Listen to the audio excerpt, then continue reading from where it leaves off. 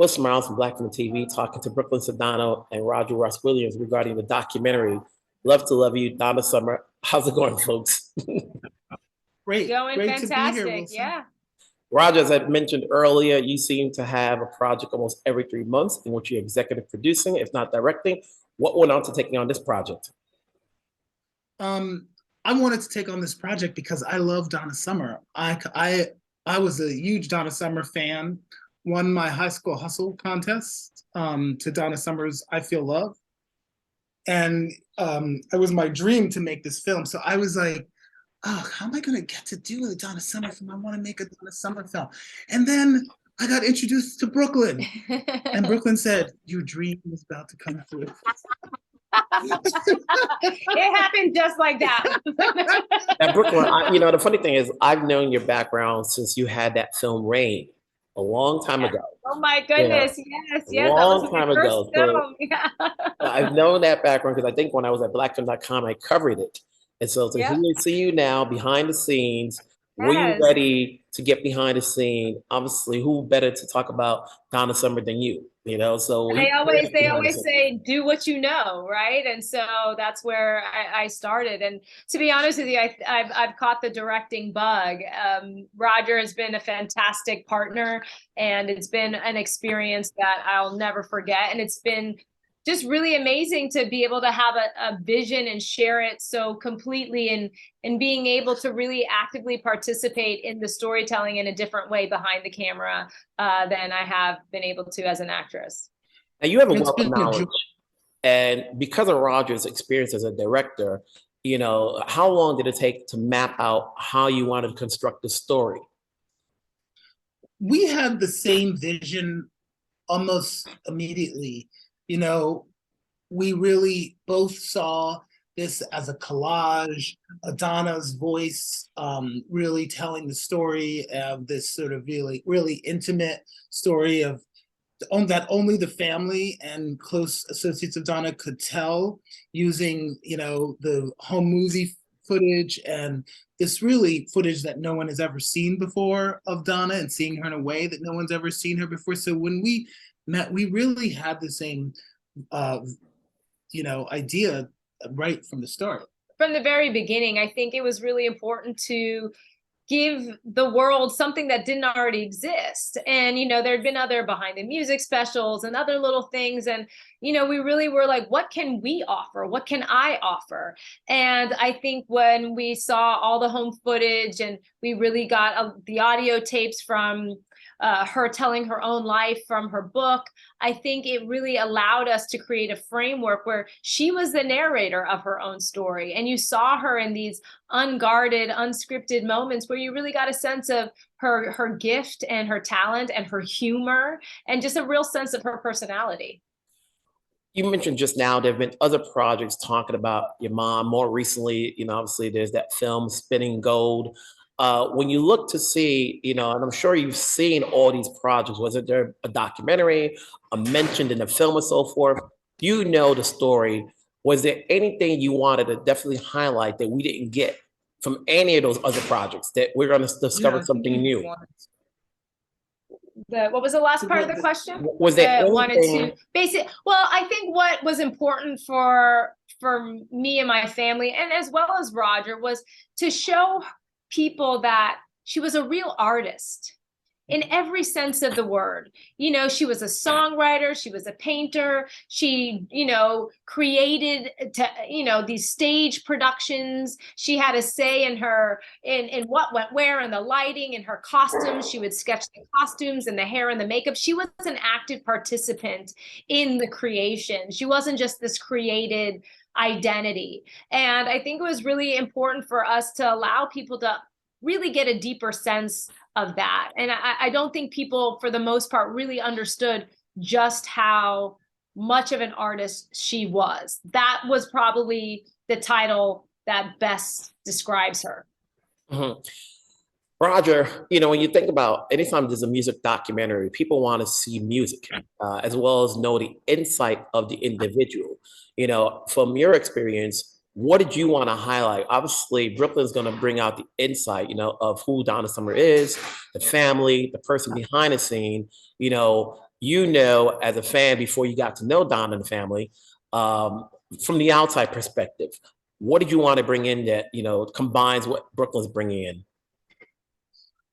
I knew Donna as the queen of disco, like many people know Donna, but I wanted to see what that there when I wanted people to see that there was much more to her than that, that she was the first woman to win rock female vocal Grammy. Like, imagine that, a Black woman won, the first woman to win rock female vocal Grammy, the first Black woman on MTV, that she was a songwriter, a incredible songwriter, incredible creator. She was the first, one of the first artists to sue her record label and get back her masters. She was the first artist signed to Geffen Records. She was a groundbreaker on so many levels, and I wanted to see that musically, that she was so much more than just disco. I love disco, disco. I still love disco and was a fan of hers from disco, but she was so much more than that musically, and so much more of an artist musically, in that she was writing and doing all this incredible stuff that isn't always recognized or isn't always understood. So I hope when people watch this documentary, they will really see a whole different Donna Summer. I mean, even particularly I Feel Love. I Feel Love created a whole new genre of music that didn't exist before, electronic dance music, which is basically pop music these days. So, and I don't think a lot of people acknowledge or give credit many times to that, because they don't know, they're just not aware. And I think when you put all the pieces like this film is able to do, I think you really recognize just the groundbreaking nature of my mom's artistry. Just listen to Beyonce. Were your sisters on board with everything you wanted to do? Was there anything that was left out that obviously you guys discussed as a family? No.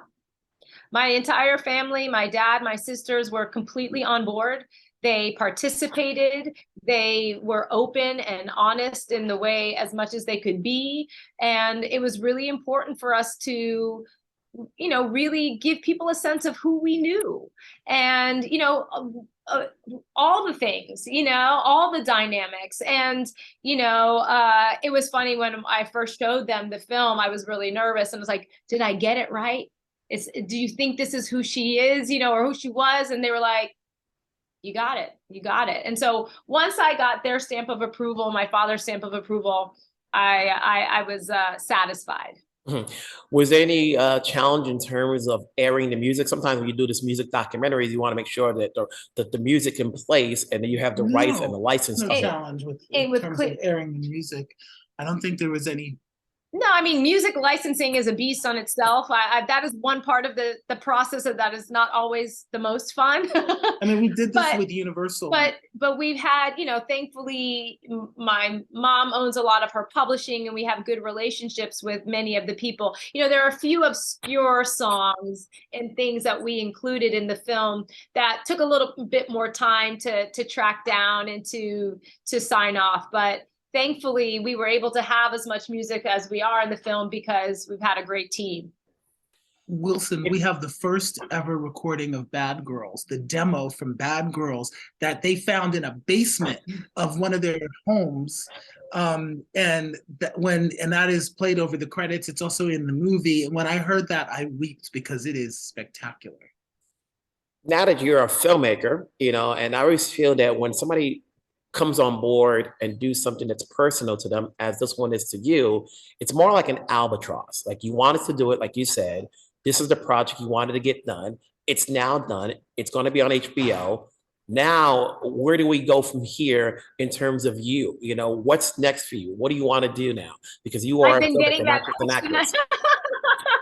Well, first of all, I'm very grateful that people are asking me that they think that, that I'm going to do a next one. But no, it's what I'm sorting out now. I'm just now getting the space to really bring in something creatively. I feel like whatever and there are things that I'm having conversations about, but whatever is next, and there is, it has to be something that I'm passionate about, because as we know, a film is like having a baby, and there is so much work that is involved, and anything that I do, I'm going to have to really stand behind and really be passionate about. So more to come. Yes, more to come. So we've now got this documentary. I think you're seeing the birth of a new director. Oh, thank I'm saying we've got Say the that documentary. We've got the documentary. The play, the musical, just came out a few years ago. You know, you've got her appearance in Spinning Gold. Now what we want is a biopic. Can that happen? Oh, 100% it can happen. You know, I think that is definitely something that we are looking towards in the future. And, you know, I think for my family, it was really important to tell people who she was first in reality. And then this is now the foundation for all the rest of the legacy projects that we want to push through from here.